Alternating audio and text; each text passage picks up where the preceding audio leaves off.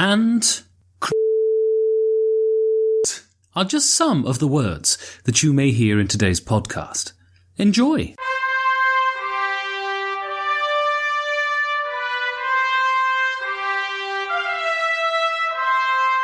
Hello and welcome to the Perfect Information Podcast, a board game podcast of pregnant expectation with me, Ben Maddox, and a trollocking sauce bottle.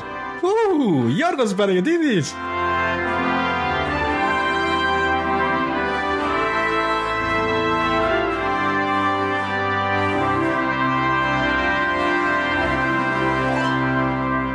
Wow. I prise my eyes open to look across the table, and what do I see in front of me? A sock. I do. Yeah, there you go. It's very prepossessing. Quite, yeah. I don't know what that word means. It means, prepossessing means I read a word once in one of those books, didn't bother to look up the definition in the dictionary. Who does nowadays, right? But remembered the word and thinks it sounds clever. Yeah, you could Google it.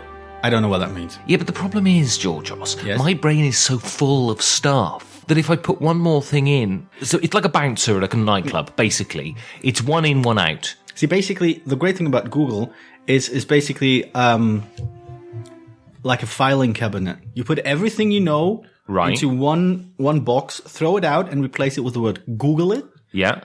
And that's done. I mean, all you have to take care of is, a smartphone with an internet connection. And then whenever you don't know anything, you just Google it. That's why everybody's walking around looking at the smartphones all the time, because they're Googling everything. They're very stupid. Are you a memorizer? Are you one of those people who believes that education is a series of memorizing by rote and then repeating parrot fashion and voting Tory? Is that what you believe education is?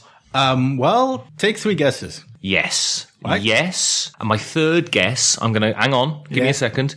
Yes. Right. Okay. I noticed that you haven't actually paid attention to the last 50 episodes then. I don't pay attention. Georgios, I am a self-contained ball of neurosis and self-obsession. I don't listen to other people, not because I think other people are lower than me, Georgios. Yes. It's because I think people are all far superior to me, and when I hear them speak, it makes my heart weep. Oh, you're like the kids in the Peanuts cartoon, right? Everybody else is basically the teacher going, wow, wow, wow, wow, and you go, yes, ma'am. It's like Linus with his blanket. Yes, you're the blanket. Isn't he having sex with his sister? Isn't that the plot line of Peanuts? Or is that Happiness by Todd Solondz? I'm quite certain that is, you've Googled Peanuts and stuck on the X. All right, so what are we talking about today, Georgie? Apparently not Peanuts. No, this isn't the Peanuts podcast with Jim Davis. Is that what he's called?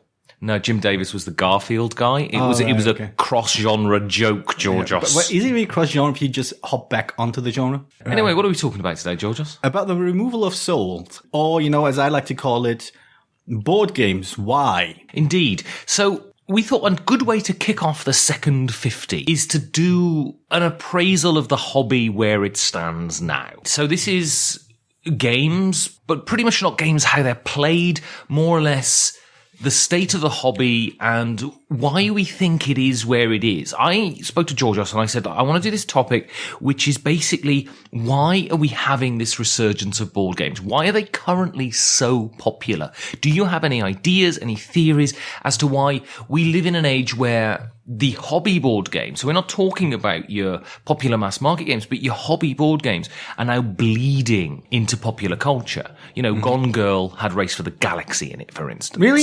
I have to watch Gone Girl. So, is that the one where you sit down at the table and there are no girls to play games with? This is the one where I get on my Tinder profile. Right. And then they match with me. Yeah. Because they hit the wrong photo or something. Right. And then I send them one message. Right. And then I say, where is that girl gone?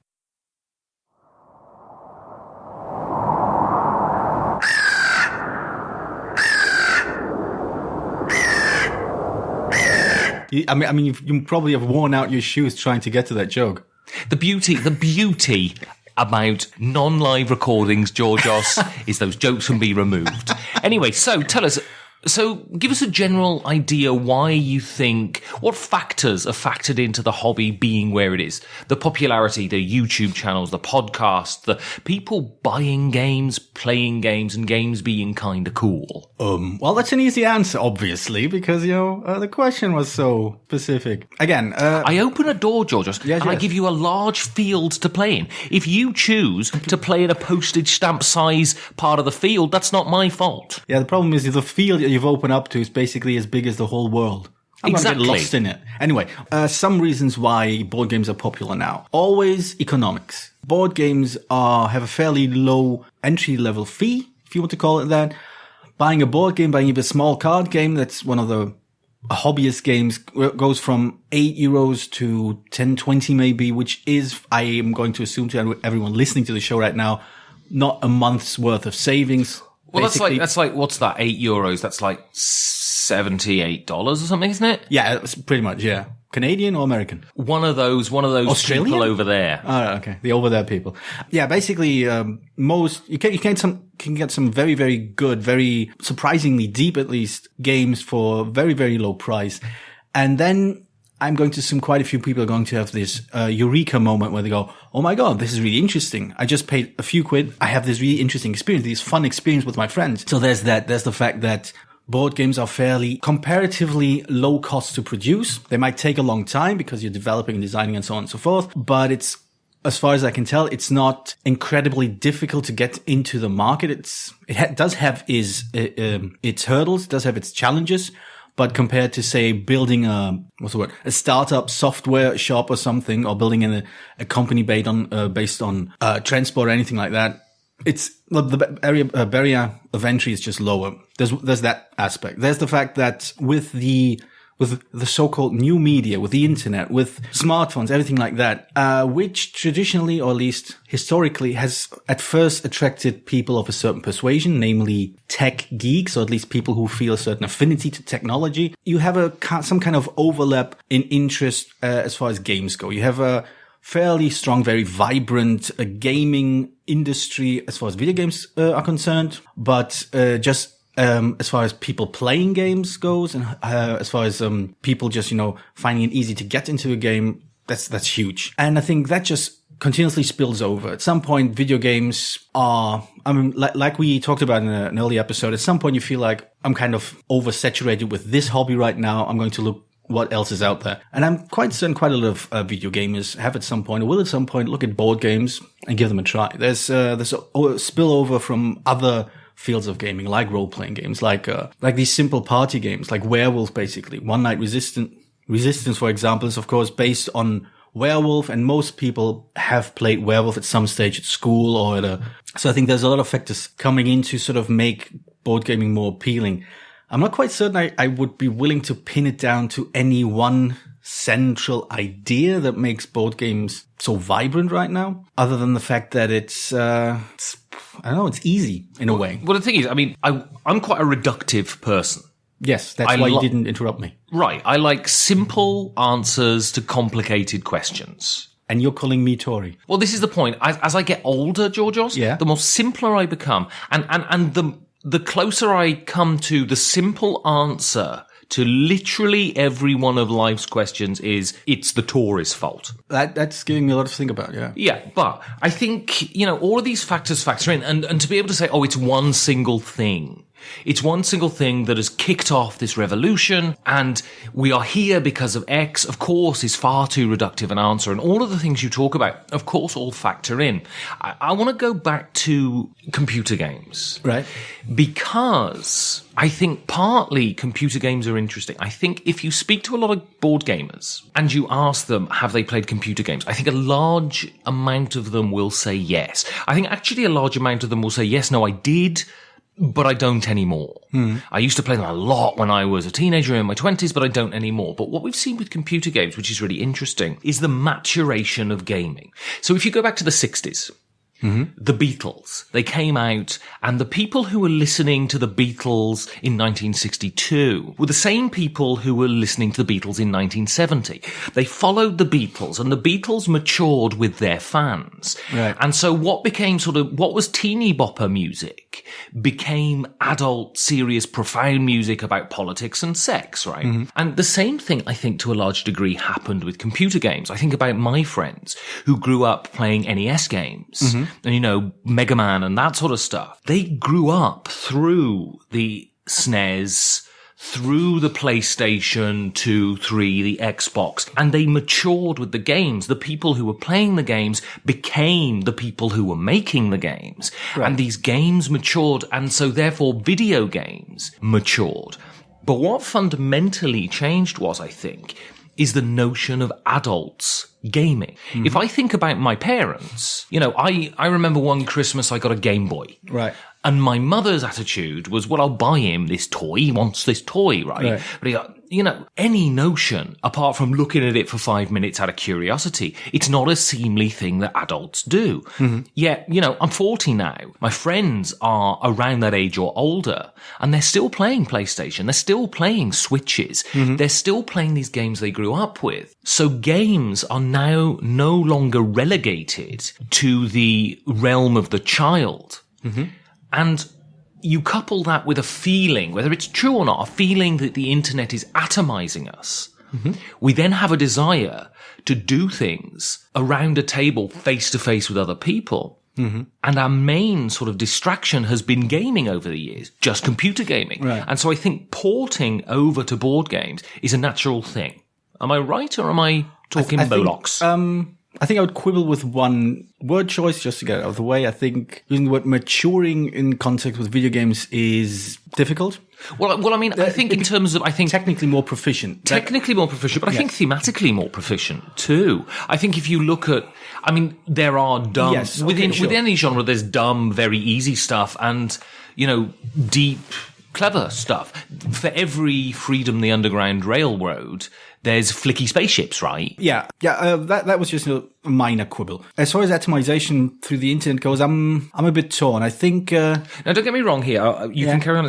I'm not saying that the internet atomizes us. That's not what I'm saying. Yeah. What I'm saying is there is a pervading feeling that the internet atomizes us, and we feel bad about looking at a screen the whole time.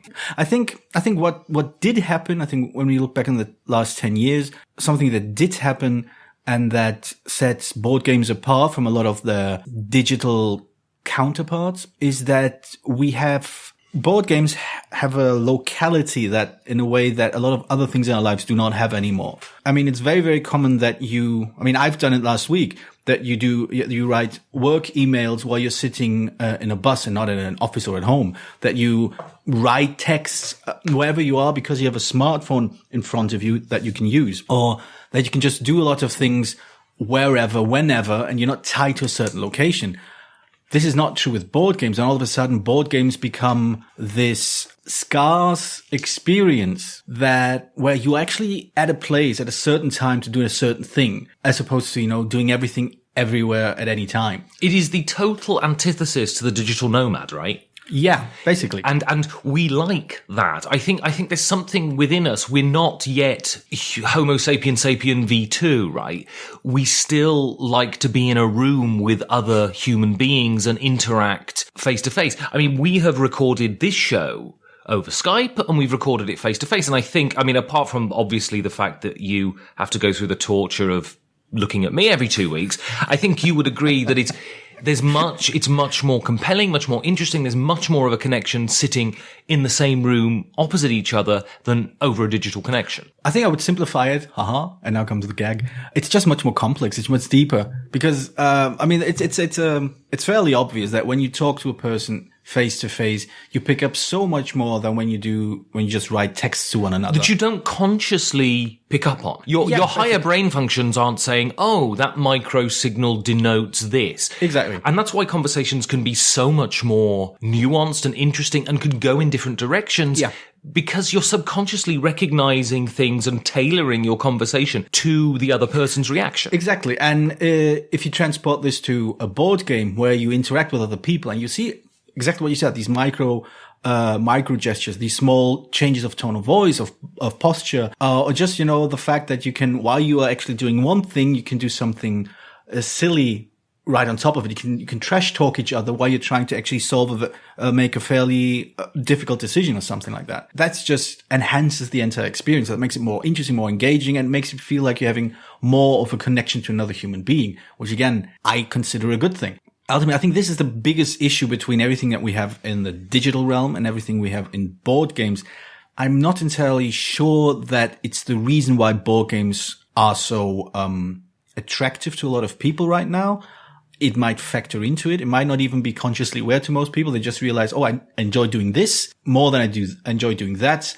And there's absolutely no reason to figure out why. You just do. You do something you like, and you don't sit down and try to find an answer. But if we have any function in the world, it's to pluck theories randomly out of the air and then talk about them for 20 minutes, right? Yes, 20 minutes. That is a time limit. So yeah, I think that's one of the reasons. Board games offer something that has become sort of rarer. Just the moment of slow down, sit down, and spend time with another person. And therefore more valuable. Yes, because it is rare. Because of scarcity, yeah. And I also think there's another factor that comes into this, because of course you outlined quite admirably that it's not an argument of one cause causing something. Right. And I think what you've had is what inevitably happens. You have a virtuous circle, right? Okay. So you have people producing something which has quality, which encourages people to become interested in it. Okay. Which then encourages the people who are creating, whether it be financially or just simply through having their work recognized, to be enthusiastic. Enthusiasm during creation makes your things better. You put more effort into it. Mm-hmm. So then more people think, oh, this is cool.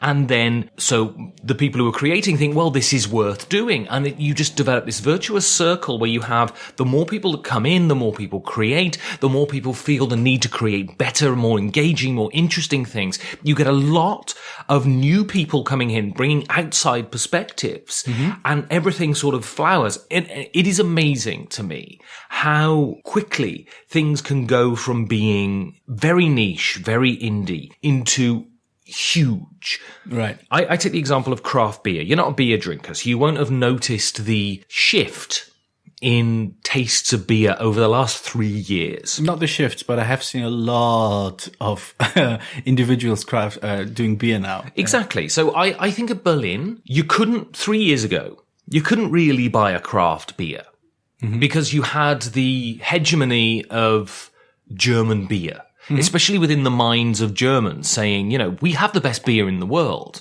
There's nothing the world can teach us. And then suddenly it starts and you get people who are innovative, trendsetters, trailblazers, doing something. Hipsters is also a word they use for them.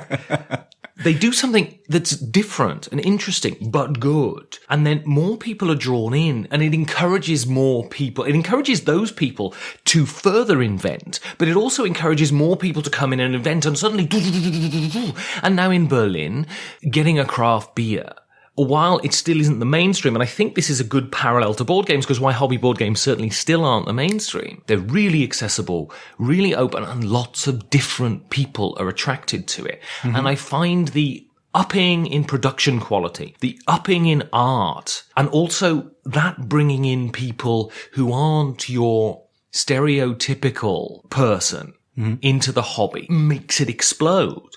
So I come into the hobby just through what I'm going to talk about later, through the internet, right, to solve a particular issue I have in my life. And I don't come in from a traditional route. I didn't sort of grow up playing games, getting into role-playing games, being a super nerd in my 20s, playing Magic and all of this. I don't come into that at all. I played role-playing games a bit when I was a late teenager, then didn't do anything until I was 35. And I come into it because of a desire to reconnect with people, and then through me and my evangelical nature, because I've got a big fucking mouth, right? Those people who come from my background, who aren't gamers, also game. So I was playing Pandemic Legacy the other day with some friends of mine, and they're not gamers. But because they had seen the potential that exists, and especially with something like Legacy that offers that sort of straddling between gaming and narrative, they thought, well, let's just buy it and give it a go. Right. I'd like to, I think you said something very, very interesting early on, that they do something and it has quality. And I find that notion fascinating, even though I think I disagree on where that quality comes from. I think to a large extent, people who sort of look at these games see something of a quality in them. They see something or they see a promise of something that is valuable to them in those games, in those products.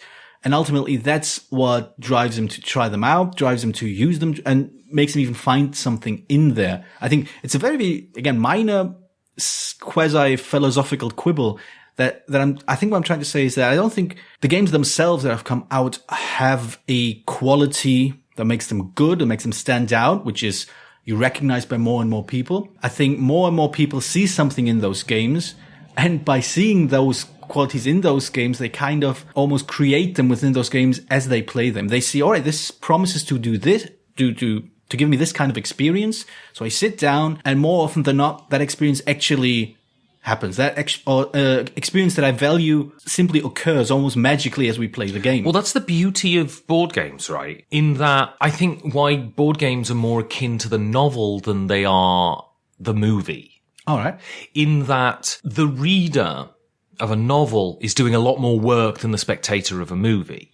Because the novel doesn't offer you any of the scaffolding that a movie does. I mean, it doesn't offer you any of the flesh on the bones. It doesn't offer you the music. It doesn't offer the sound effects. It doesn't offer the stings. It doesn't offer the close-ups.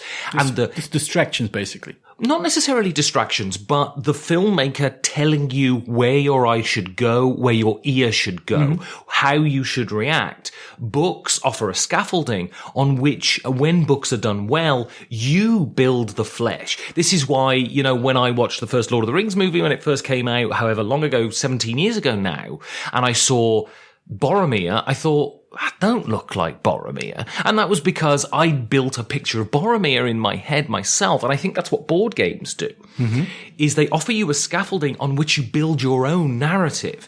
And I think that revelation, because we're used to computer games, the prescribed nature of computer games that give us the whiz-bangs and the sound effects and the acting, however good you might consider that to be. When you play something and you come out of the end and think, wow, that was an incredibly satisfying experience. And I think a lot of people, especially people who are new to games and people who live in the modern age and people, I think of my friends who work in modern jobs, don't really read books anymore. Right. You read, the closest you get is a long form essay that you've clicked on Twitter, right? Right. People watch YouTube videos, people listen to podcasts. I'm not saying they're not valuable. I mean, of course they are, but reading a book is a particular experience because you're almost offered nothing.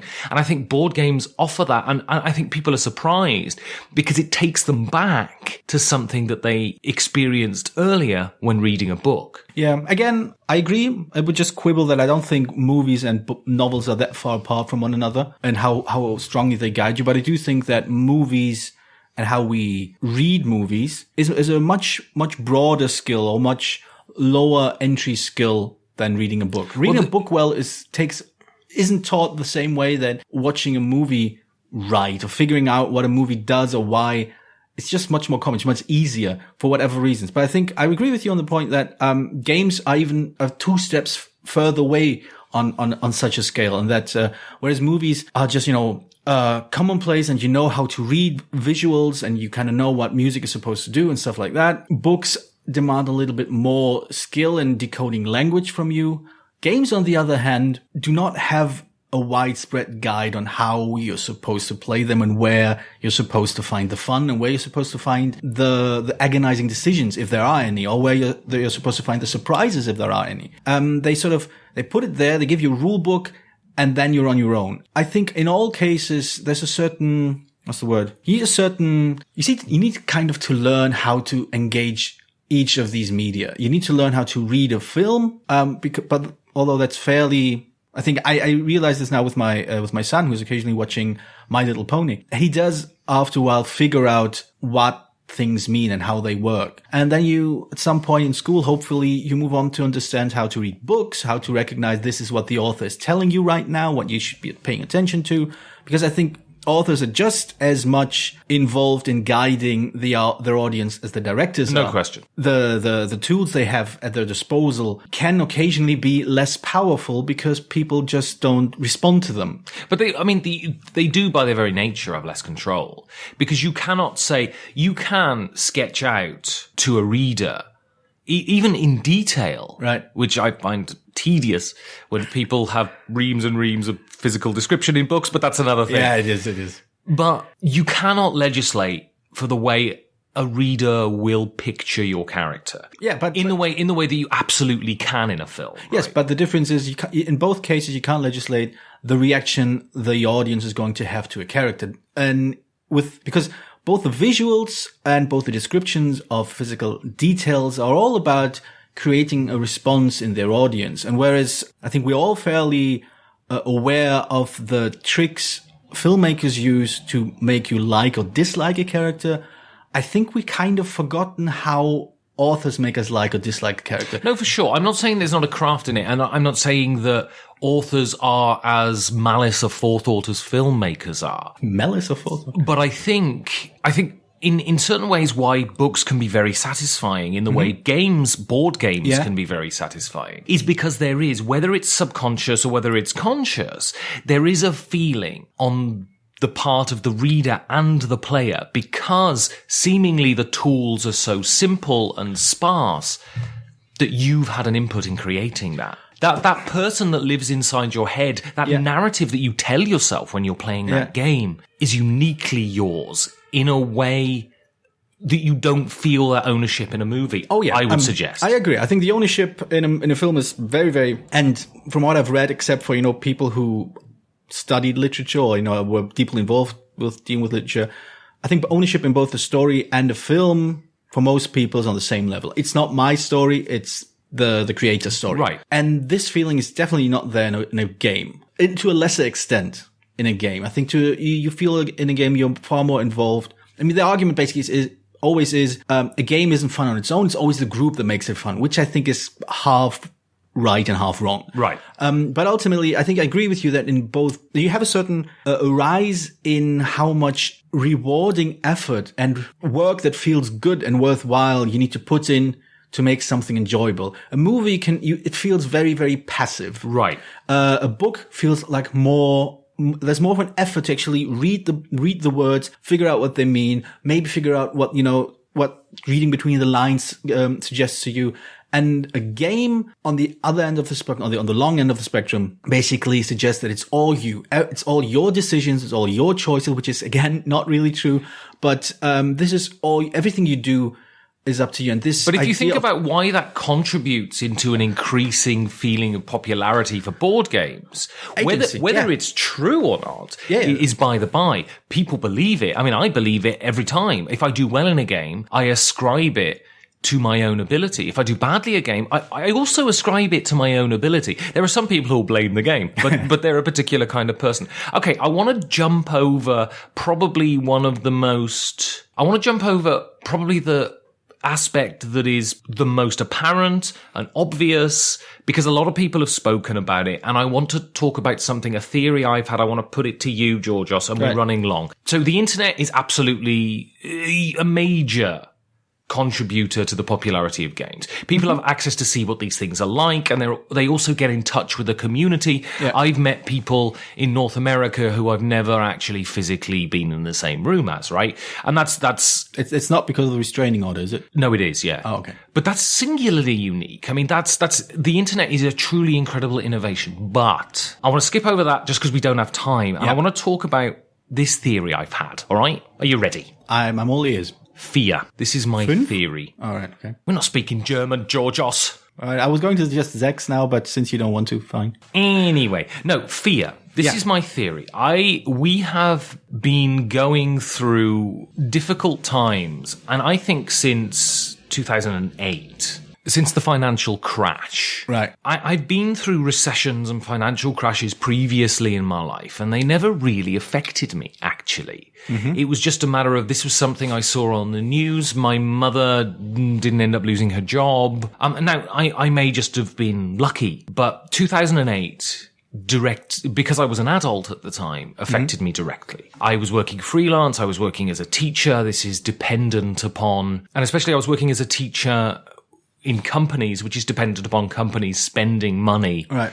And of course, companies, the first thing that get cut are non-essential programs, and teaching people English is a non-essential program. And so, I found, within a month, and this is not because the finances had changed, the perception of the finances changing meant that just courses weren't extended. My hours went down by 50%. I mean, I lost a lot of money. It was unsure times. And I think you've seen a rise since that. And I think people could put the origin point at September the 11th too, but I think 2008 is where it started to happen. You've seen a rise in certain cultural phenomena, right? Primarily superheroes. They have risen hugely. And I think the obsession and desire for every blockbuster movie to be a superhero movie is about regression to a place where you felt safe. Comic books, superhero movies are very simple. There is good, there is bad, and you read them as kids. And I think this has pervaded our culture. We don't want complexity. We want surety. We don't want ambiguity. We want good versus evil, because we don't bloody know what is going to happen from one day to the next. We don't know if we're going to have a job in the morning. We don't know. I mean, people in America especially don't know if their health insurance is just going to be ripped from them and they're going to get in a car crash and they're going to end up having to sell their house. And what happens is then you have a pervading culture of fear that leads to wanting to spend your leisure time in a safe, sure place. And board games tap into that same feeling of warmth, childhood, and comfort. What do you reckon to that? I want to be very clear now. I'm not attacking the description you've made. I'm not saying you're wrong, but I want to be very clear. I utterly resent this attitude that you described. Go on, then. Go on. I think it's bullshit. I hate it with every single part of my being. Regardless of whether you hate it or not. Yeah, no. I think it's very important. So you mean bullshit in not... No, you may think it's wrong, but when you say bullshit, you don't mean bullshit as in this is clearly false, but bullshit as in this is fucking rubbish. It's rubbish that this attitude is the thing. Yes, I'm saying that we accept people, that we accept that people act this way, that we accept that we tolerate these people, that we don't call people out for acting out of fear, making stupid decisions. What is intolerable about it? What is intolerable about people wanting to spend their leisure time in a place that is calm and quiet and comfortable? What is wrong with that? No, that's escapism. I think escapism has its place and it has its purpose, and I'm not down on escapism. I don't think it's wrong. What grates to me, what rankles my spirits, what pisses me off to no end is fear, basically. I think putting fear into the center of your action, or even letting fear sort of go so deep into you that it poisons everything you do, every decision you make, every outlook you have is dangerous, and you owe it to yourself, you owe it to your fellow man, woman, child, whoever you have around you, to not give in to fear. No, I agree with you, right? I agree with you. And that's a very noble aspiration. What you say is very noble. The words you use are right. But again, I'm not saying you were wrong in what you described. But the point is, George, the reason I think we shouldn't give in to fear, there's nothing to fear but fear itself, and all of that is right. No, we should punch people in the face who are afraid. Maybe not punch people in the face who are afraid, yeah. But the fact is, I mean, if you look at America at the moment, yeah, it is being driven off the precipice by one fucking person, and everyone else has literally no fucking control. It is the natural reaction to be scared shitless. It is the natural reaction. Yes. You can't denigrate a person for that. No, I'm not denigrating people for being afraid. I mean, there's a lot of reasons to be afraid, but there's no reason to act on that fear. That's ultimately what dooms us all. Well, firstly, who are you to tell someone how to act? And secondly, that's how it works. Yeah. Secondly, it's a wonderful aspiration. So, okay, I'll give you an example from my life just to try and illustrate. So I was fired from my teaching gig about 2.5 years ago. Right. And I hated it. I hated the job. It was mostly due to the employment conditions and the boss, primarily. We were herded like cattle. We were treated like shit. The guy who ran the company would have been very, very happy if he'd have been able to run English lessons without teachers. He found us an encumbrance. He found us nothing but a hurdle in the way of maximizing profit. Okay. And I hated the job, and it was death by 1,000 cuts going in there every day. Yeah. And through something that wasn't my fault, not a story I'm going to get into here, I was fired, right? This is a job I'd had for 9 years. Okay. And I was paralyzed for 2 months. I was fucking paralyzed. Now, it's great. You could have come round to me and said to me, well, come on, don't be scared. Put some moxie. Oh, no. But it was just not within my ability to do. So as wonderful as it is in principle, there's no legislating for the way people feel. And especially when we feel like the world is being driven off a cliff, it's very easy just to curl up in a ball and just hope it goes away, right? Yes. And that's basically the thing. It's easy, man. You don't do the easy thing. You never do the easy thing. But it's not in your fucking control. That's my point. It's not in your control. Wonderful. Nothing is. Wonderful that you're a fucking god, and wonderful that you can take anything that hits you in the face with total strength and resilience. But just some people can't. I can't. No, it's about striving. It's not about succeeding, man. It's about reject. No, but let's get. I think we're going off track. Yeah, we are. So, to bring it back on, my theory that it is the fear that pervades society that has led us into pursuing things that make us feel better, that make us feel warm, that make us feel comfortable. Do you think that is a contributing factor to the popularity currently of games? Probably not in a particularly significant way, because I think the world's always been a scary place. We've played a game about the Cuban Missile Crisis. You can't tell me that 1963 was a particularly fun time to be around. There was the oil crisis in the 70s. There was the fear of atomic war, of nuclear war in the 80s. You always have something to be afraid about. You always have things out of your control. I think the fear is always there. And yes, I have no doubt that to some, it is to some people, this contributes to this desire of finding escapism in the safe social space of a board game. No doubt. I think as there are countless factors, and this is definitely one of them. I don't think it significantly affects the draw of board games. I think what does affect the draw of board games is I think you touch upon something very interesting there. There's this common cultural motive right now of people not so much regressing, but not exactly letting go of elements of their childhood and sort of resurrecting them as adults. You have that in board games, which are not, we don't play children's board games anymore. We play board games for adults because they're more complex, they're more deep. But a lot of people are arguing that part of what we enjoy about play is that it allows us to revert back to our childhood. And I don't agree with the argument, but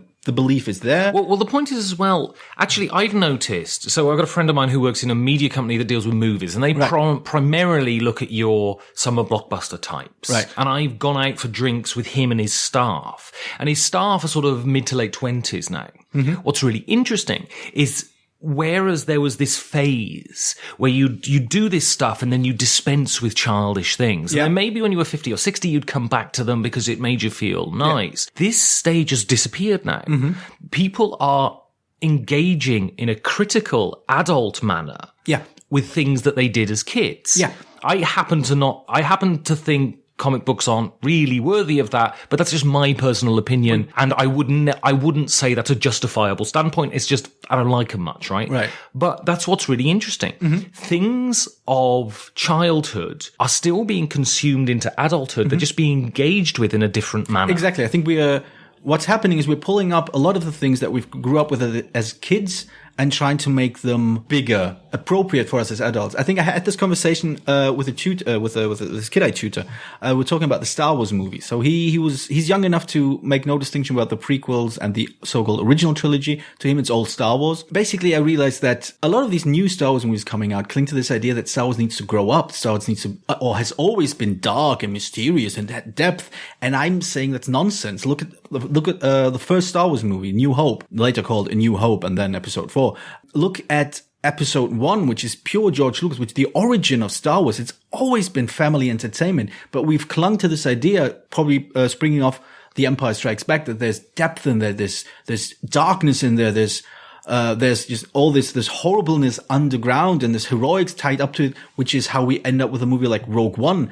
And I think this is part of this entire attempt of taking things that we found, that we remember from childhood, and forcing them to grow up with us. Because, and it brings me back to my point I made about the Beatles right at the beginning. Right. We start off as kids enjoying this shit, and then the people who enjoyed it as kids start creating it as adults, but they bring their adult sensibilities to that thing. Yes. And then we have full circle. All right then, Georgios. Well, that was very interesting. Yes. We delved into psychology and philosophy. Yes. Now, I'm going to take the transcript of this and submit it as my PhD paper. Yeah, that's not going to work. Call me Dr. Ben. No. Previously on Gilded Love. Georgios, I've got a plan to woo Ben and make him my husband. That's, you think that will work? Sure. And I wondered if you would play some of your throbbing Mediterranean beats at the engagement party. We've never done an engagement party before. I'll ask the guys, but sure. Doesn't seem like a big deal. Georgios. Has he never pointed out that that's not actually my name? I've got a problem. All right. So we don't play the party. I'm fine. No, I still want you to play the party, but I think he knows. I'd be very surprised if Ben knows anything about anything. I caught him going through my phone and looking at all of the messages. Yeah, I don't think he knows anything.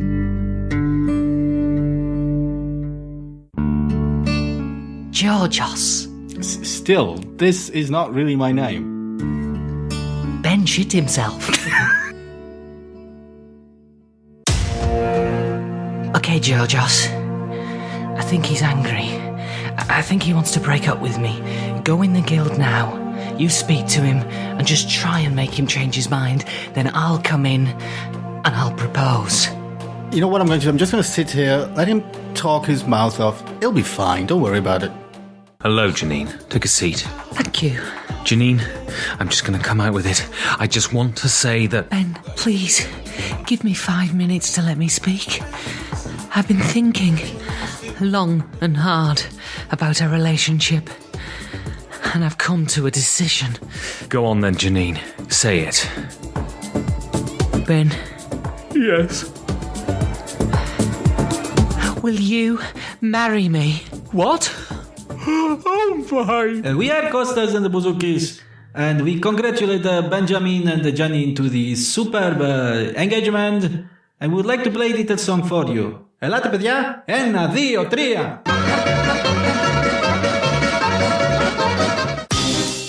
And now, the next thrilling installment of Gilded Love.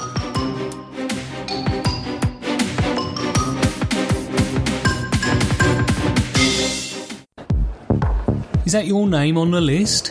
Well, get in there then. Get to the bar and get buckled. Welcome to the guild. Oh, Georgios? How's it going? Not too bad. You seem to have a spring in your step. Have you not drunk anything? No, well, the thing is, I decided... Oh, you make decisions now. That's great. I do. I decided I'm going to... the last few weeks I've been, swimming in a morass of my own sweaty miserableness. And right. So I decided that I'm going to grab life by the cojones. Georgios... It's not a word. It is in Spain. Go to Spain, ask him.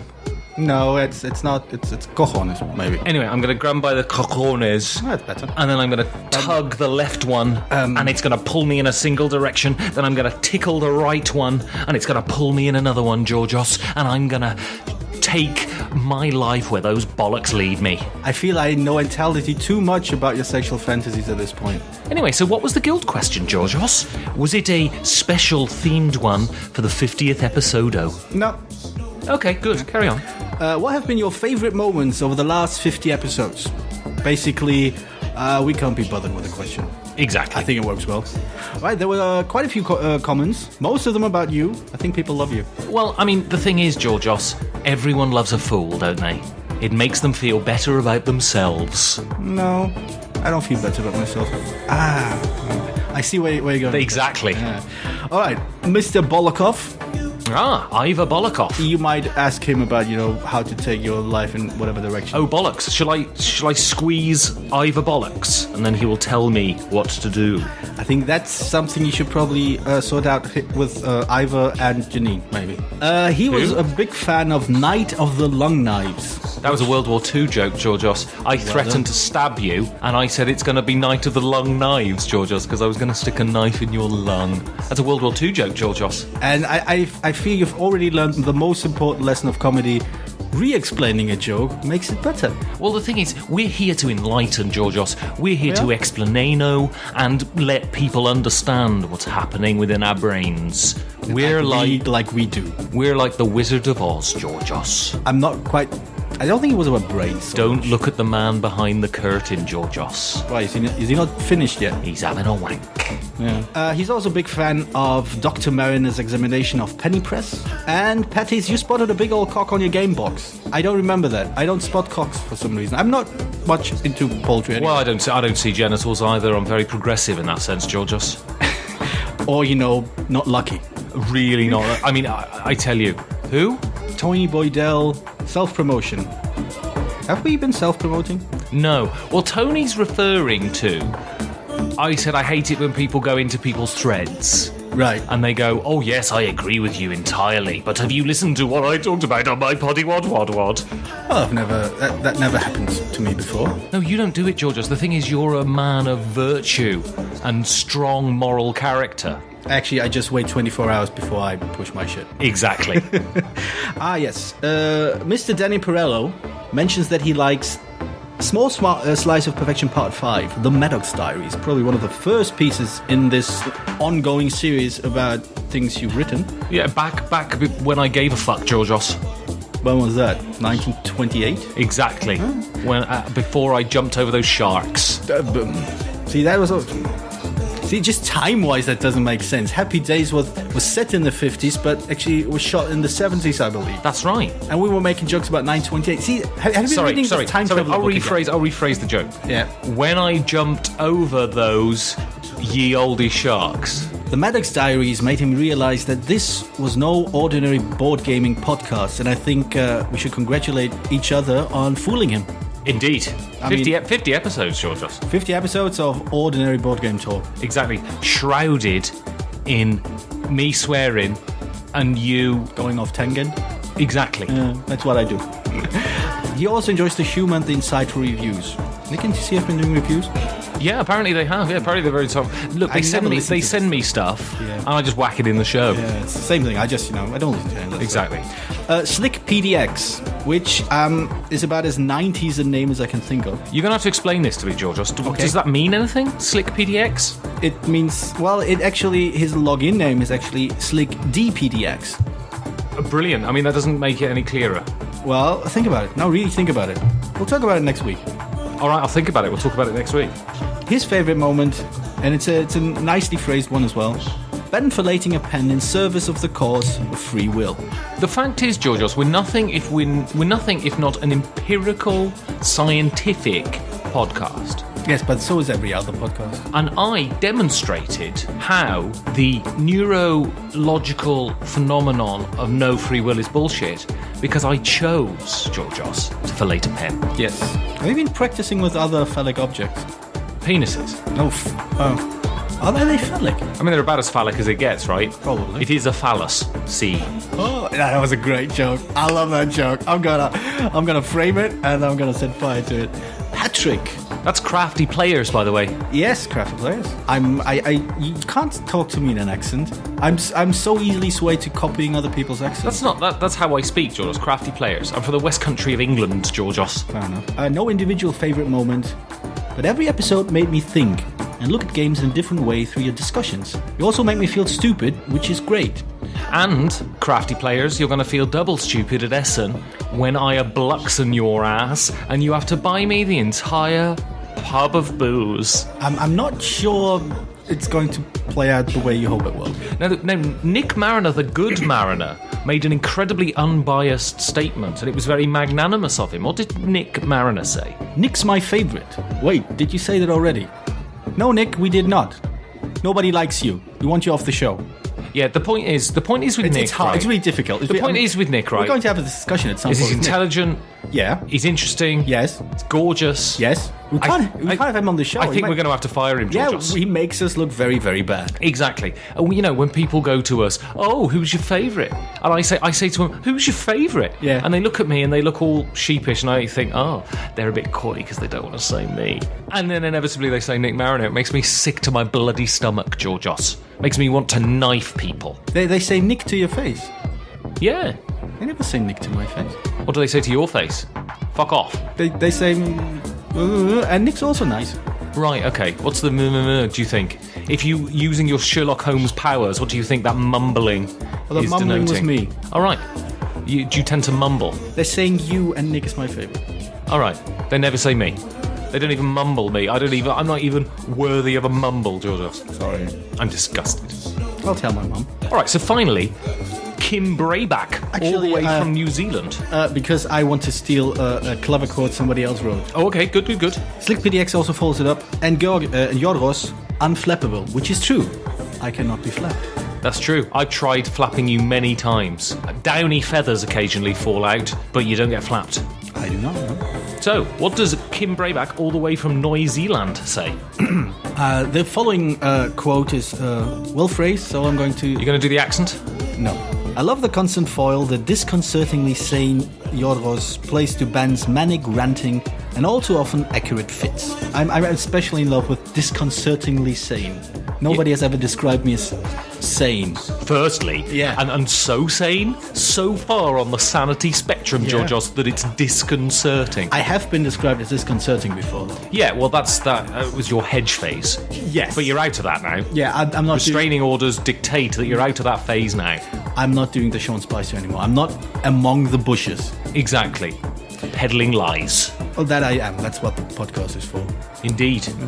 Anyway, Georgios, so considering nothing really happened in the last month of any sort of significance to my life, No. I think I might just go and get myself a beery weary. A weary beer? That's a sad beer. Don't drink sad beers. Drink happy beers. Are you gonna have one of your drinks that, you put water in and it looks a bit like sex juice? No. It's disgusting. Ouzo. I know, but you never put water in it. It's disgusting. But it's horrendous if you don't put water in Oh, it. it's amazing. It's a clear shot of ouzo. It's great. Anyway, ouzo? Yes. Say goodnight, Georgios. No, I'm going to have some more ouzo.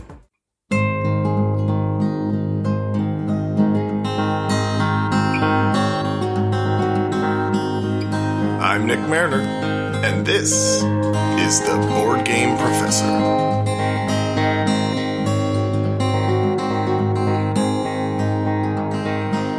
Hello, everyone. Welcome back. I wanted to, now that we're on the other side of our 50th episode, I wanted to jump back into talking about ethics and morality and the decisions we make at the table and go back to this thread. And I said that what I did last week when I gave you my top 50 would feed a little bit into what I'm doing today, and I think it will. But yeah, I think I wanted to come back and revisit this and explore the idea of why we make particular choices the way we do when we play board games. So let's start with a game. I was thinking forever about what game I might actually use for this segment, and I realized that I could use so many different games to illustrate the concept that I wanted to talk about today. But the one I've decided to talk about is a game called Among the Stars. If you've never played Among the Stars, it is a pick and pass card drafting game, very similar to Seven Wonders in the way that the drafting works. But rather than building an ancient civilization like you are in Seven Wonders, in Among the Stars, what you're building is a space station. And it is far more than Seven Wonders. It requires a certain amount of spatial reasoning because the cards are square. and they're going to score points either immediately or at the end of the game based on the kinds of rooms that are around them, and some of them require energy, so you have to have reactors with cubes on them, and once the cube's been spent, it's gone, so you might need to install new reactors. There are all sorts of different colors of rooms in Among the Stars to build your space station with. There's green. Green, I think, is commerce, I believe. There's blue is the diplomatic sector. There's purple for entertainment. And there's also red cards, which you can probably guess because it's not all that revolutionary, are your military cards. When I play a game of Among the Stars, and this is why I've chosen to talk about this one in particular for this week, I always pass on the red cards. And here's why. I really take pride in the space station that I've built by the end of the game. This was a top 50 game for me on the list that I gave last week. I really enjoy this game very much. I like to look at my space station when I'm done putting it together and sort of marvel and brag about the what I've just put out into the universe. Sometimes I've built the diplomatic center where all the galactic Congress people will come and visit, or sometimes I like the fact that I've put together like a really neat entertainment district for the galaxy. But I don't want or will not take pride in constructing a massive hulking Death Star for the galaxy. I don't want that to be what I just built. So I tend to always pass on the red cards, and less so than in Seven Wonders or some of these other games where you really need to at least be competitive in military. You can pretty much do fine in a game of Among the Stars by passing on the turrets and the war rooms and things like that. It's not really necessary. So I really am just making the call specifically so I can say to the table, I did not build a war machine. So let's talk a little bit about what I think that decision makes me think of in terms of theory and ideas. Georgios in the last episode quoted or dropped a quote that I had mentioned before. I think I tweeted it, and he couldn't at the time remember the author, so I'll go ahead and help him out here. The quote goes like this: "We are what we pretend to be, so we must be careful about what we pretend to be."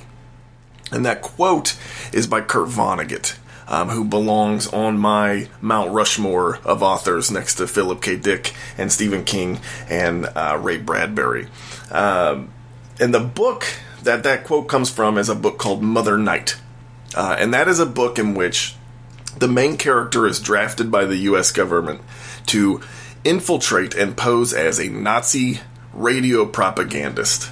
And he goes on, he's sent speeches, and he goes out on the radio, and he just spews the most awful, hateful, anti-Semitic garbage.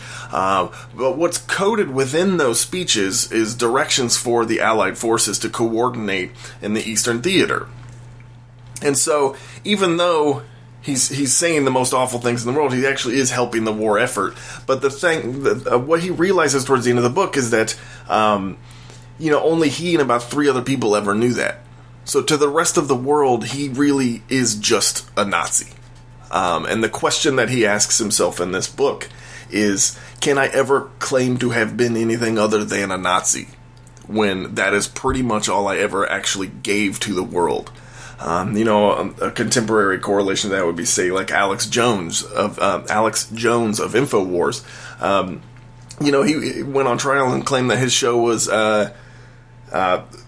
performance art. But whether he's just playing a character or whether he's not, the history will remember him as nothing more than an insane, hateful, conspiracy theory slinging nutcase. Whether he's just an actor or whether he believes what he's doing, he is what he is pretending to be. So let's think about shoring that up with a little bit of actual academic theory. There's a sociologist in the 1950s named Irving Goffman who published a book called The Presentation of Self in Everyday Life. And in that book, he used the metaphor of the stage to suggest that most of us are always putting on a show. We are always demonstrating a character for everyone around us so people know what we're about. We're always performing. Most of the time we are performing. And the purpose of that performance is so that those around us get a sense of the identity or the character we want them to think we are. And he distinguishes between sincere and contrived performances, saying that just because you're performing doesn't necessarily mean you don't believe these things, and you put forth this identity by the way you dress, by the way you talk, by the way you arrange your home. Are you going to wear a suit and tie? Are you going to wear a Spider-Man t-shirt? Are you going to have Ansel Adams prints on your wall? Or are you going to have a map of Middle-earth? Like, all of these are signifiers for the people around you about what you want them to know you're about. And it doesn't necessarily mean that you don't actually believe those things. It is all just a performance for the benefit of that. So think about, what I did on the last episode, the 50th episode. I took the time to just rattle off my 50 favorite board games. And it's not to say that none of those are in my top 50. I have the list sitting right here. I'm looking at it, and I still agree that I love all of these games. However, there was an element of performance in that, a declaration of who I am as a gamer. I don't like party games. I don't like social deduction games. I don't like Ameritrash games. Most of my games are strategy Euro games that require a lot of thinking and practice. I wanted to be known as that. It was a performance of an identity. However, Goffman also talks about, as I said, this idea of contrived performances, that sometimes people will keep the notion of a backstage in mind, and that they know who they are, and the performance that they're doing isn't necessarily who they are. They're just putting on a show for the sake of, some sort of benefit. People of color talk about doing this all the time, and in different spaces, a school space or anywhere where there's an authority space around. You do one version of yourself, and there's this idea that that's not really what you're about. You're just doing it for the sake of survival or the sake of getting something you want or whatever. So let's think about this in terms of board games, because I think this is a really interesting conversation. We have been talking on this show, and I have been using these segments on this show to talk about the ethics of particular decisions you might make in a game, or the ethics to play a game at all. And I have sort of suggested on this show that most of the choices you make while playing are not indicative of a particular ethical or moral code, because it is in fact just a game. And I think the way that I've framed that is in the same way Goffman frames that contrived performance or the backstage notion. That I'm willing to divorce what I actually think that my true identity, and I keep it separate from the game space, because once I've started playing this game, it's all just a game. And the game itself is going to carry its own ethical or moral imperative. But I'm going to dial back a little bit and sort of disagree with myself. I think the way we play games, I would argue that when we play games, we're constantly doing this performance of self. We are putting on a show of what we think we are. And we're constantly at the table using the choices we make in the game, especially when there are particularly ethically murky mechanics in a game or themes in a game. We are putting on a show of what we want the people to know we're about. There is no reason whatsoever for me to not put military cards on my space station in Among the Stars, other than the fact that I want everyone to know that I don't want military around my fake utopian space station.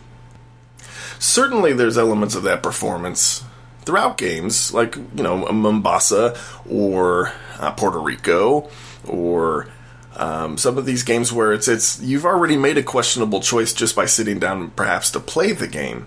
But I think that there's also elements of this in games where it's not necessarily thematically troubling, but just the way you might play a game, you choose to play one way or another. Any game that is a particularly aggressive game, where you might have to block people off, Hansa Teutonica or King Chocolate, or some of these games where you have to get right in somebody's face. You may choose to play those games a little more relaxed, and in doing so, you are actually performing a particular identity, the identity of a person who wants to be passive or go along or get along, and to be fair to everyone at the table, and that you're not going to be that jerk who does the dick move every round. We call those in my group, we call those games Greg games, because Greg in our group he loves to play like that. I don't think he listens to this show. If you do, Greg, you're being a dick. So, yeah, there are those moments where it's not even about the morality of the games and the themes themselves, but it's just the way you play. And when we play games, we are constantly, I would argue, using that as a feeder of identity performance. The game and the way we play the game is not absolved from the performance that Goffman describes. That we are constantly performing self, and while we're playing board games, we might choose to make ethically high-minded choices, or we might choose to be just bloodthirsty a-holes throughout the game. All of that is a performance of self. So what I would like to leave on is that question, coming back to Vonnegut: does that make us who we are? If you're pretending to be a particular kind of player, whether it's a particularly passive and diplomatic character, or whether or not you're willing to sit down at a table and just be ruthless and aggressive and do terrible things in the name of winning only, isn't that just who you are no matter what? If you are pretending to be that, at the end of the night or end of the game, can you ever make a claim that you were anything other than that? Okay, that's it. That's my question, my point, my comment, my time. I missed you. I love you. I will be back in a couple weeks to keep going on this idea. I'm Nick Mariner, on Twitter at The Good Mariner. Thanks for listening. It's crass, unsophisticated, and emotionally manipulative. It's this week's review.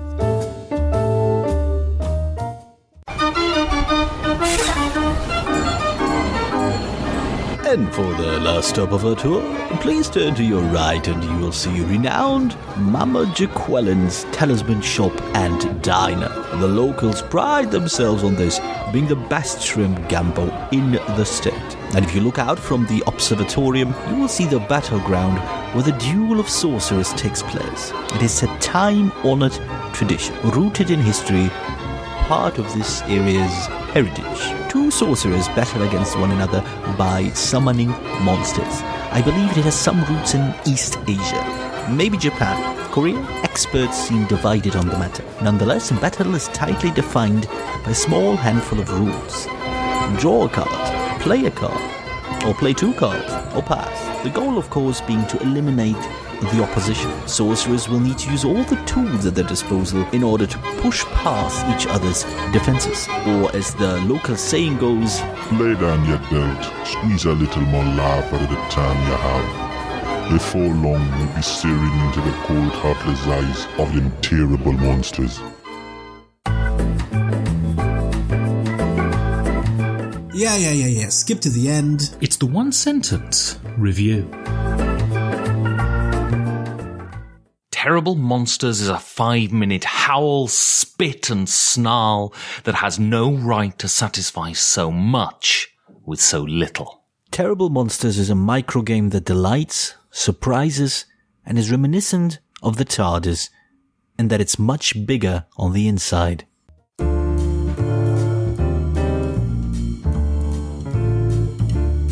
Georgios? Ooh, what's that in the corner of the room? I don't know, but it's eating peanuts with its nose.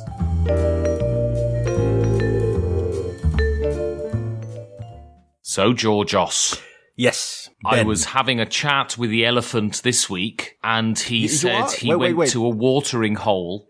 You are and- aware that the elephant is a figure of speech. He's not actually can you actually see an elephant in the room? I actually see it, yeah. I actually see the elephant, sometimes converse with it. Like, sort of, before we record, Yeah. we sometimes sit outside and, like, have a fag and have a chat and something, like a break. Well, when we stop recording, let me give you the number of a professional I know. You might Good. want I hope he's a professional shoveler, because there's an awful lot of fucking elephant shit around here, and I resent having to shovel it. not much of a shit shoveler then. Indeed. Anyway, excuse me while I extend a metaphor. So he said he went to this watering hole, and he said it's been very sunny recently, and he tried to, like, go for a paddle, but he could barely do it because it was very shallow, you see. And so the elephant in the room about this game is because it's a micro game, it offers no depth. And is that true? Well, the accusation with microgames having little depth, I think, for the most part, goes back to the original microgame, or at least the one microgame that sort of introduced the hobby to the mainstream, which is Love Letter. And as much as I love Love Letter, there's an argument to be made that it often ends up in situations where you don't really have a meaningful decision to make. You have two cards in your hand, and because of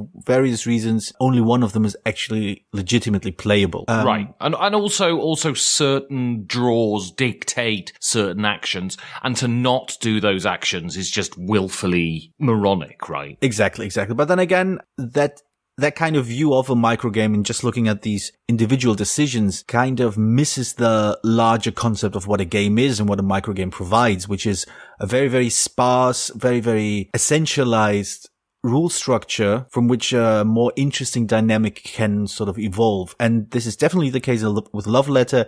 And I do think it is also the case with Terrible Monsters. I mean, the thing is, Love Letter so Mike Fitzgerald called certain game element atoms. It's like a turn could be an atom, or a flow of a round could be a game atom. And with Love Letter, the game atom isn't the game. If you confuse playing it until one person gets one of those cubes as the game, then you're going to say, well, it's very quick, it's very shallow, it's very uninteresting. But it's the combination of playing the game again and again and again. As you said something in one show about One Night Ultimate Werewolf. It's not about playing One Night Ultimate Werewolf once. That's not the experience of that game. It's replaying it over a sort of hour, and then you get the dynamics of knowing what players are going to do and what their ticks are and all of that sort of stuff. That's where microgames shine. Right? Exactly. While this is all true, valuable, and great, the weird thing is, though, that Terrible Monsters doesn't quite go to that well, to remember your metaphor from before, as much as, say, Love Letter or One Night Ultimate Werewolf do. I think Terrible Monsters... I think there's one singular reason for that, but carry on. Yeah, I think Terrible Monsters does have a lot of, quite a bit more depth within the rules themselves before you add the metagaming level, before you add the experience of playing multiple games in a row. Yeah, I think the singular reason why Terrible Monsters doesn't fit into that sort of atom thing that Love Letter and One Night Ultimate Werewolf does is exactly what you said. The game is actually really deep and tactical and interesting, and the way that the mechanics allow you to force players to discard and force players to swap cards between them. And what Love Letter has is, if this happens, there is the inevitable end. Where Terrible Monsters has this thing where you are convinced that you're going to lose. There is no escape. And yet there is a combination of card plays which allows you to just get out at the skin of your teeth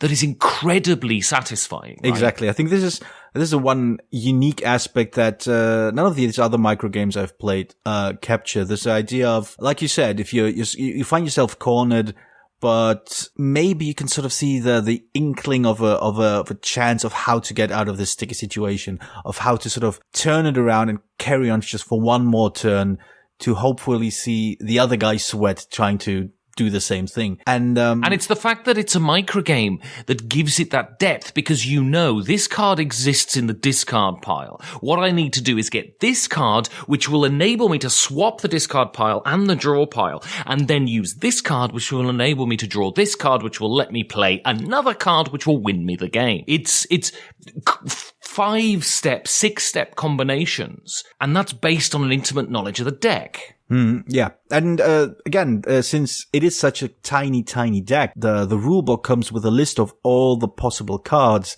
It's really no more effort in sort of plotting out your move on your turn than it is sort of scanning the cheat sheet of a heavier, more complex strategy game. I imagine I remember a game like, say, Feast for Odin, which is like huge, gargantuan in comparison, has like 64 different actions, and each turn you need to decide which of those 64, however many they are, you want to take. And it's very satisfying, it's very, very engaging, but with Terrible Monsters, which of course is not really anything like a Feast for Odin, you just have these 16 possible cards, and some of them you have in your hand, some of them you've already seen in action, so you can sort of narrow it down just to how many cards are still in the game, still available to you. And this narrowing down gives this game a lot of heft when you play it, because you can sort of see, well, the idea is that basically that you can sort of see how these pathways open up before you, of which choice you want to take, which decision do you want to make now, and hope it carries you through to the end. And that's an incredibly engaging experience as you see the game sort of open up before you as you play it. And the makers of the game encourage you, with having that cheat sheet, to encourage you to memorize the cards and to unlock the profundity in the game. And so it was a really good decision to have that cheat sheet that you can refer to, that's not overly burdened with information and genuinely helps the game be more satisfying. And did you notice you said tiny deck and I didn't bite?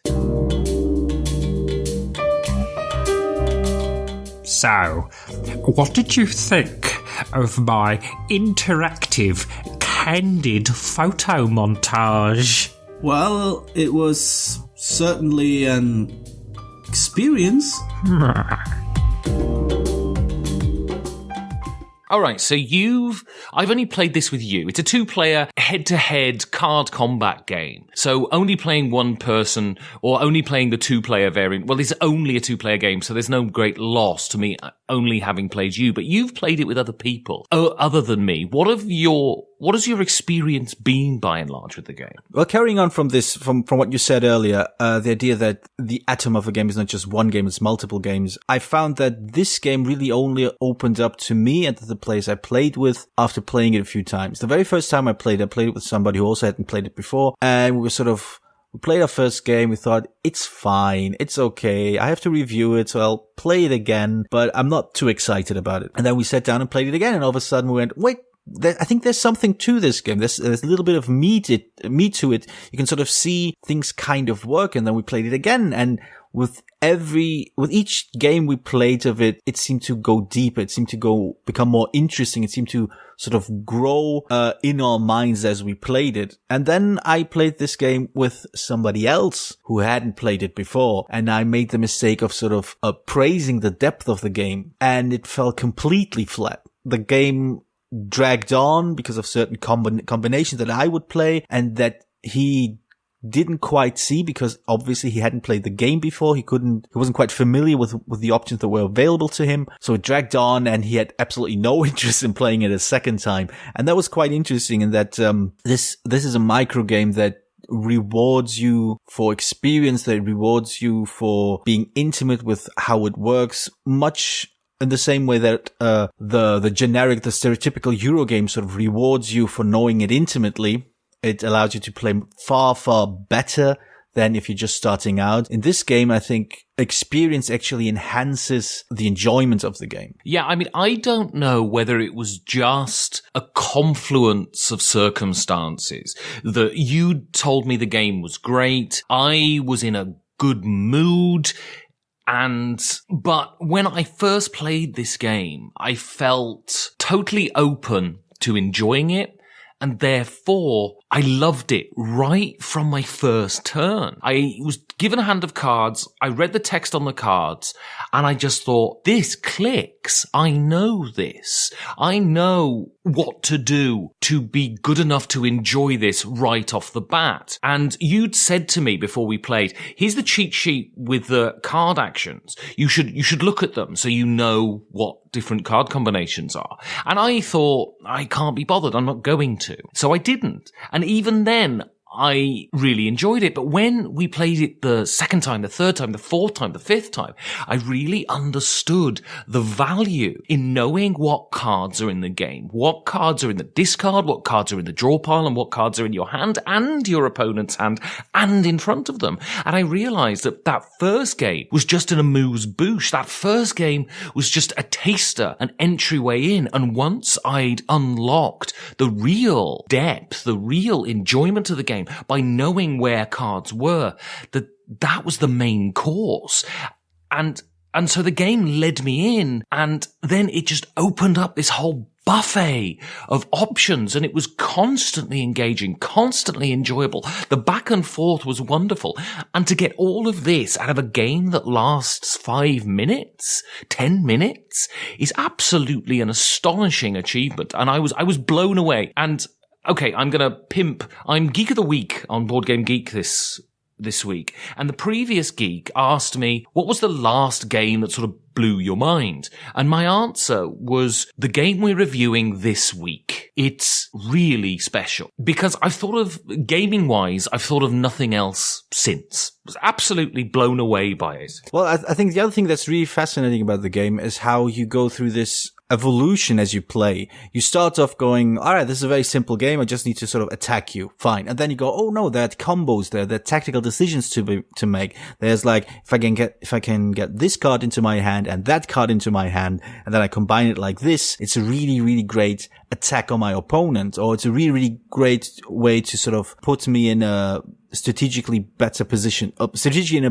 for the following turns. And then once you get to that level, you open up the next level, which is the psychological element of when you draw out these interrupt tokens, these sort of cancellation tokens. You have the option to sort of spend a token to stop whatever your opponent is doing right now. They want to play a card, you basically say, no, you don't. They can sort of counter it with by increasing the number of tokens. But since you start with 2, and you generally don't go far beyond 3, 4 I think was unusual. I'm not even sure if it was legal, but it didn't matter. That's the absolute limit as far as I can see.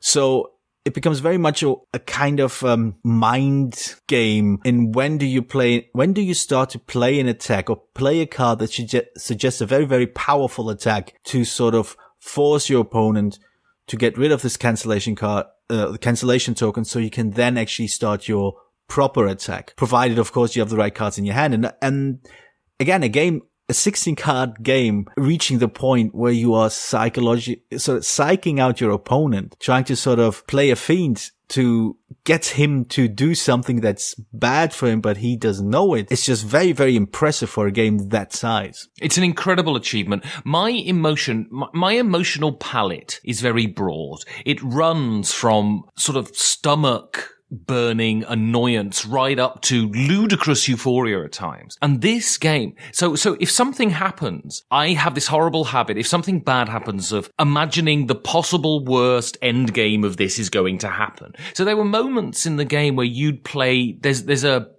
big, it's a terrible monster, and it can kill you. If you leave this thing on the table, it will kill you. But there are ways to get it off the table. So you would play it and I'd think, there's no way I can do this. I am going to die on my next turn. But then I would manage to snatch victory. Well, not victory, but survival from the jaws of sudden death just by a combination of actually reasonably good planning, but the stars aligning. And so this game would plunge you into the depths of fear and despair and then rocket you back up to this euphoria of having done something that made you feel really clever. And that blew my mind. Oh yeah, no, I agree entirely. I think what's even more interesting is that I think we mentioned it last show. Oh, I might have mentioned it last show that even though this is a game about sort of kicking off the other player off the game, you're getting basically, it's a game about play elimination. Basically. And play elimination is always a thorny issue, I think, for various reasons having to do with group constellation and stuff like that. But basically, games that are about play elimination always induce a certain fear, for lack of a better word. You feel defensive, you feel like you're going to lose something that is valuable. It's only games that give you this, that sort of suggest that, no, you can do this, you can get out of this. You are not basically helpless in this situation because somebody drew the right card, or you're not helpless because somebody has played the game 4 times, therefore there's no way you can win this. This is a game that is, because everything is so easy to sort of, you can oversee everything, can see everything that's available to you. All the options are, in theory, can be sort of calculated. It becomes a game that has never felt overwhelming to me. It always felt like something I can do. And if I lose, then I lost because I made a bad choice, or I was unlucky at some point, but it was never the idea that I've lost something, that a loss of this game was somehow devastating. It was just like, this time the cards didn't come out right, or this time I misjudged the situation. It always seemed very encouraging to just keep me playing. And next time, I'm gonna do ya. So what do you get if you mix together sexual frustration, hatred of the world, and congenital stomach problems? That's basically you. That's design. So I think there is one thing this game does design-wise that is really great, and why it sort of kills magic for me, is that you cycle through the cards very quickly in the game. You reshuffle the deck to form the draw deck once the draw deck has run out. But what's really amazing is that you don't own any of the cards. At any point, cards you've played, cards you have in your hand, cards you have in front of you could be zapped away by the other player. And so there's never that despair, and there's never that idea that I just drew a bad hand and now I can't do anything. Because by the next turn, you might have that one crucial card from the opponent that you need to win the game, and that is absolutely genius. Oh yeah. I think you sort of threw that line away in the beginning, but I want to sort of focus in on this idea of a magic killer, because I think the parallels between this game and Magic are not immediately obvious, and some people might argue though they're not really there, but I do think that this is essentially Magic, the core experience. If you get rid of a lot of the things that effectively kept me away from ever returning to Magic after my 3 months of playing it 20 years ago. And that's basically, it does away with the economic structure of it. It does away with the idea of buying booster packs, obviously. It's a micro game. It does away with deck building as a whole, which I understand, and as Dominion has shown, is part of the enjoyment of Magic as well. But this game just simply ignores this. You don't put together a hand you start with or anything like that. You just have the one shared deck, as you mentioned. You do not have the ramp up of having to sort of draw the right cards to play the strategy of your deck. You don't have to, you don't need mana to sort of play your cards. All your cards are available to you. You can play them when you have them in your hand, except for one, which is like part of that unique ability of that one card. That's the only combo that the game forces on you. Everything else is up to you. So it becomes this game of tactical card play, which I remember really enjoying about Magic way back then, before everything else sort of scared me off. Playing this game again, sort of rediscovering the joy of this, like I said, tactical, semi-strategic card play really was a lot of fun, basically. Really sort of made me realize why I liked Magic back then, and why I also enjoy this game, and why I have no interest in ever returning to Magic again, because it's just now, it does what Magic used to do for me, but it does it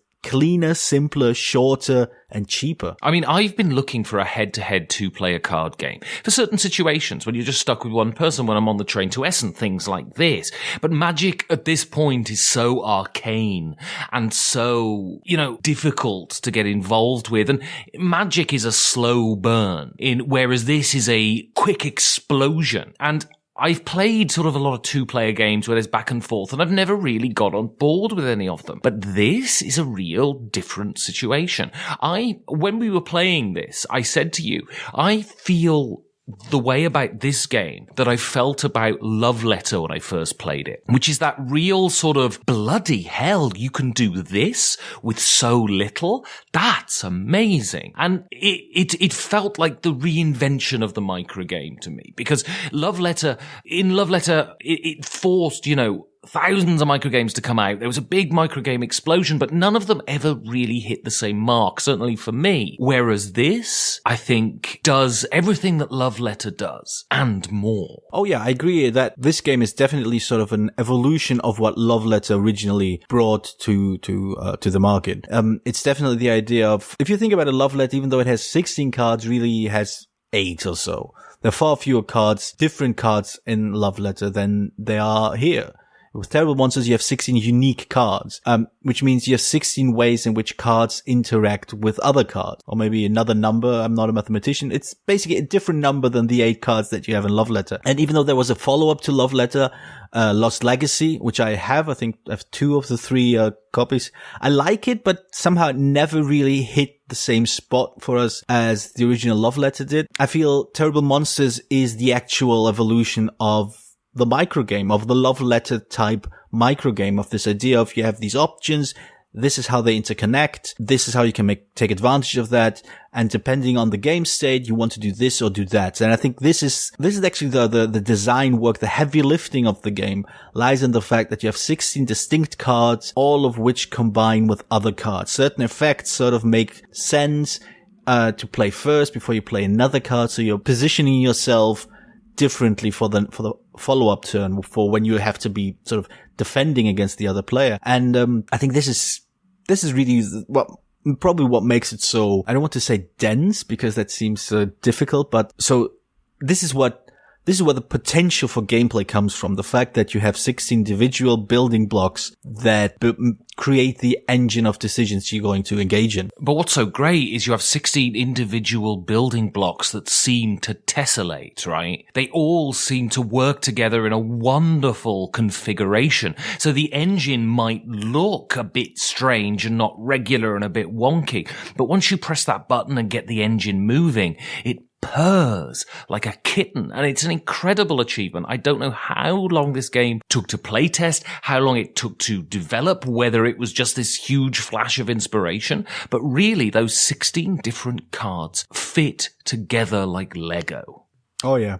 I think the surprising thing is, we were also given the expansion for the game, which, well, it's a very small expansion, this being a micro game. It's a nano expansion, I guess, with, I believe, 4 additional cards for your deck and 8 character cards, or 8, I think maybe there's some more character cards that are basically special abilities you can use. Some sort of extra ability you can use, as you play once per turn, something like that. While it's nice to sort of spice things up, if at some point the original game feels a bit stale, I honestly cannot see how this game would improve by adding more cards. I don't see how it would improve by changing the deck composition, which is what Lost Legacy did with its 3 different decks, which allowed you to sort of mix and match any way you want to play, but somehow that didn't work. But in this game, I think it's basically a very, very nice, solid, tight little gem, really, of a game that just plays quickly, gives you lots of depth, a lot of bang for your buck, which is apparently something people say nowadays. And yeah, I'm really constantly surprised and impressed by just how much game I actually end up playing when I sit down to play Terrible Monsters. Playing this made me want to play. So, Terrible Monsters, Georgios. Yes. Made you want to play. All right, let's start with the obvious name drops, because we've been name dropping them, and why I'm not eager to play those games after playing Terrible Monsters. First of all, Love Letter. I love the game, as I said. I still hold it in very high regard. I'm not that interested in the expansion, which apparently is out, but it's a lot of fun. But it doesn't make me want to play Terrible Monsters doesn't make me want to play Love Letter, because it seems a bit like a step down in sense of we've passed that station now. We're far on ahead. Yeah. It's you can start with a Love Letter and upgrade to Terrible Monsters on a game night, but you can't really do it the other way around, I feel. It also doesn't really make me want to play Lost Legacy more, because Lost Legacy is far less about confrontation than it is about memory and occasional mind games. And while I appreciate the design that went into Lost Legacy. It never really clicked for me. But the game that it makes me want to play, even though that game is just as bulky and unwieldy, but it also relies on mind games. It sort of takes everything I like about Terrible Monsters and just blows it up into unrelenting excess. And that is Android Netrunner, which is, again, fairly straightforward, if you can call it that. Maybe probably not that straightforward. CCG or LCG or whatever CG. Far too many cards in the pool. Far too many combinations to use to sort of make something happen. But at its core, it's all about seeing the things seeing the options available to you, combining them in just the right way, and then sprinkling a lot of mind games on top, which is, sort of, I can see very strong parallels between Terrible Monsters and Android Netrunner, with Terrible Monsters being, I don't know, the haiku version of the Neuromancer trilogy. Yeah, that works. So what really focuses me with Terrible Monsters and what makes me want to play is this individual cards with individual abilities. And it makes me want to play what I think is one of the best games that's ever been designed. And that's Matainai. Matainai is more complex than Terrible Monsters. Matainai is counterintuitive in a way where Terrible Monsters is incredibly intuitive, very easy to get into, whereas Matainai is very difficult to plot. But Matainai has an incredible amount of depth in one deck of cards. It's more cards, but again, these two games are cousins in the fact that what their aspirations are is to have limited resources and incredible depth, and they both pull this off wonderfully. So, Georgios, would you recommend Terrible Monsters to the people? Well, I think the strange thing is, as much as I really like and appreciate the game, I don't love it. And I think most of it has entirely to do with the fact that it's a two-player game, and two-player games are just, by now, just, scorched earth for me. Yeah, because basically two-player games are just something that I'm very rarely able to play, and so I don't get attached to the idea of owning a two-player game and hoping to one day play it. So I basically they've just been removed from my frame of reference as far as games go. But I think it's a micro game. It's tiny. You can carry it around with you. And if you have 10 minutes or 50 minutes to spare, and you're talking to somebody, who might be open to the idea of playing a quick little card game that might be fun, I think this is definitely something that could fit well into your collection. But if you are like me and have regular game nights with more than one other player there, it's probably just going to sort of languish in your shelf and make you feel bad, like it will eventually with me. So, if you can play a two-player game and, this sounds like fun, plotting, playing, strategizing, then it's good. It's solid. It's really worth checking out. I adore this game. I think it's amazing. I think it takes 10 minutes to play. The two-player problem is kind of eliminated in that it takes such a short time to play. You could just eke out one game of it. You can get a person over and just say, hey, do you want to just sit there for 5 minutes? We're going to play this. And then you play it, and it's brilliant. It is a game that I don't think has really got a lot of buzz, but find this out and get it. It's cheap and you will not regret it. It's confrontational, but really not bitter. It's not going to make you feel angry. It's just hugely fun, and it rewards you by making you feel clever. And my biggest regret is that we only have one copy of it. So if Sweet Lemon are listening and they want a evangelizer for this game, I'm here. I'll evangelize.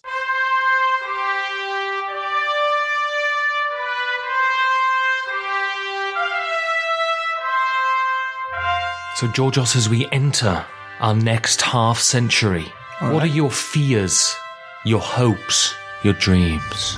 I'm kind of hoping somebody will write us an email. Actually, we did get some emails. Well, we've had a couple of emails in the last week, Most of them were non-abusive, which is a change, I think. I mean, all of them were non-abusive.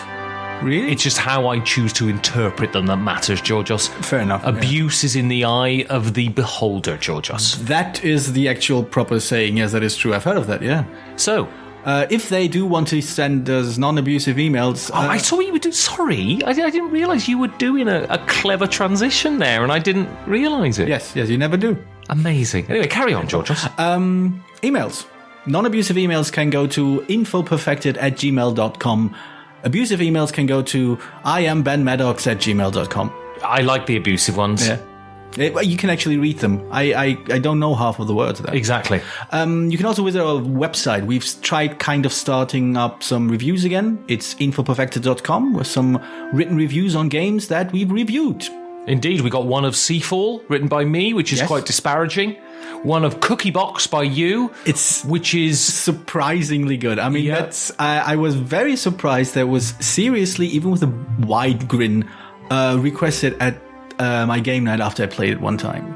People were actually looking forward. It's not a deep game, but it's surprising just how much fun it can be to play with grown men. That's the website. There's the Facebook page, if you're old enough to remember Facebook. It's, I believe, the Perfect Information Podcast. There's Instagram, if you like looking at pictures, Perfect Information.